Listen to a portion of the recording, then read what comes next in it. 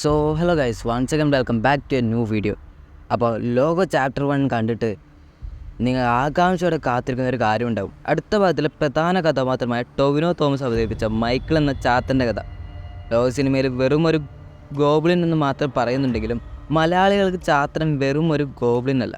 ബ്രഹ്മയുഗത്തിലെ ഭീകര രൂപത്തിൽ നിന്ന് മൈഡിയർ കുട്ടിച്ചാത്തനിലെ നന്മയുള്ള കൂട്ടുകാരൻ വരെ പല രൂപങ്ങളിൽ നമുക്ക് പരിചിതനാണ് ചാത്തൻ.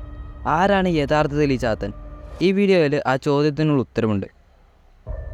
ചാത്തൻ്റെ കഥ തുടങ്ങുന്നത് ഹിന്ദു പുരാണത്തിലെ ഒരു അസാധാരണ സംഭവത്തിൽ നിന്നാണ്. ഒരിക്കൽ ലോർഡ് ശിവ ഒരു കാട്ടിൽ വെച്ച് അതിസുന്ദരിയായ കുലീവക എന്ന സ്ത്രീയുടെ മധുര ശബ്ദം കേട്ടു. അവളുടെ സൗന്ദര്യത്തിൽ മോഹിതനായ ശിവന് അവളോടൊപ്പം ചേരാൻ ആഗ്രഹമുണ്ടായി. എന്നാലും പേടിച്ചുപോയ കുലീവക തൻ്റെ ഇഷ്ടദൈവമായ പാർവതി ദേവിയെ പ്രാർത്ഥിച്ചു. അങ്ങനെ പാർവതി കുലീവകയുടെ രൂപം സ്വീകരിച്ച് ശിവൻ്റെ അടുത്തേക്ക് പോയി. ഇരുവരും ഒന്നിച്ചു. അതിൻ്റെ ഫലമായി 316 കുട്ടികൾ ജനിച്ചു. ഈ കുട്ടികളെയാണ് പിന്നീട് ചാത്തന്മാരെന്ന് വിളിച്ചത്. ഇതിൽ മൂത്തത് കരിക്കുട്ടിച്ചാത്തനും ഏറ്റവും ഇളയവൻ വിഷ്ണുമയ കുട്ടിച്ചാത്തനുമായിരുന്നു. ഈ ചാത്തന്മാരിൽ ചിലർ നല്ലവരും ചിലർ കുസൃതിക്കാരുമായിരുന്നു. ലോക സിനിമയിൽ ടൊവിനോയുടെ കഥാപാത്രം ഒരു ഡയലോഗ് പറയുന്നുണ്ട്. തനിക്ക് തന്നെ പോലെ 399 സഹോദരങ്ങളുണ്ടെന്ന്. ഇതിന് പിന്നിലും ഒരു കഥയുണ്ട്. കുലീവകയെ ആക്രമിക്കാൻ വന്ന മൃഗസൂര്യൻ എന്ന അസുരനുമായി ഏറ്റുമുട്ടുന്നതിനിടെ ചാത്തൻ്റെ ഒരു വിരൽ മുറിഞ്ഞു. ആ മുറിവിൽ നിന്ന് നിലത്ത് വീണ രക്തത്തുള്ളികളിൽ നിന്ന് 400 ചാത്തന്മാർ കൂടി ജനിച്ചു. ഈ 400 പേർ മൃഗസൂര്യൻ്റെ സൈന്യത്തെ തോൽപ്പിച്ചു. അങ്ങനെയാണ് 316 നിന്ന് ചാത്തന്മാരുടെ എണ്ണം 400-ൽ അധികമായി ഉയർന്നത്. ഈ കുട്ടിച്ചാത്തന്മാരുടെ പ്രധാന ആയുധം കുറുവടിയായിരുന്നു. ഈ കഥയാണ് സിനിമയിലെ ആ ഡയലോഗിന് പിന്നിലെ യഥാർത്ഥ ഐതിഹ്യം. മലയാളികൾക്ക് ചാത്തൻ പരിചിതനായത് മൈഡിയർ കുട്ടിച്ചാത്തൻ എന്ന സിനിമയിലൂടെയാണ്. ബാലരമയിലെ മായാവി എന്ന കഥാപാത്രത്തിലൂടെയുമാണ്.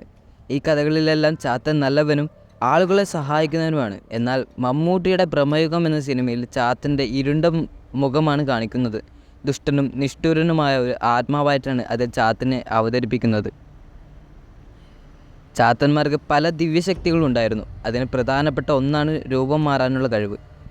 വിഷ്ണുവായ കുട്ടിച്ചാത്തൻ വിഷ്ണുവിൻ്റെ രൂപം സ്വീകരിച്ച് നന്ദീകേശവനെ കബളിപ്പിച്ച കഥ പുരാണങ്ങളിലുണ്ട്. അതുപോലെ ഈ ചാത്തന്മാർക്ക് പല മാന്ത്രിക ശക്തികളും യുദ്ധമുറകളും അറിയാമായിരുന്നു. ലോക എന്ന സിനിമ വെറും ഒരു സൂപ്പർ ഹീറോ സിനിമയല്ല, മറിച്ച് നമ്മുടെ നാടോടി കഥകളെ ആധുനിക കാലഘട്ടവുമായി ബന്ധിപ്പിക്കുന്ന ഒരു വലിയ ലോകമാണ്. അതുകൊണ്ട് തന്നെ ഈ കഥാപാത്രങ്ങളെക്കുറിച്ചുള്ള കൂടുതൽ അറിവ് സിനിമ കാണാൻ കൂടുതൽ രസകരമാക്കും. അപ്പോൾ അടുത്ത ഭാഗത്തിൽ നിങ്ങൾ ടൊവിനോയുടെ ചാത്തനിൽ നിന്ന് എന്താണ് പ്രതീക്ഷിക്കുന്നത്? താഴെ കമൻറ്റ് ചെയ്യുക. ഈ വീഡിയോ ഇഷ്ടമായെങ്കിൽ ലൈക്ക് ചെയ്യാനും സബ്സ്ക്രൈബ് ചെയ്യാനും നിങ്ങൾ മറക്കരുത്.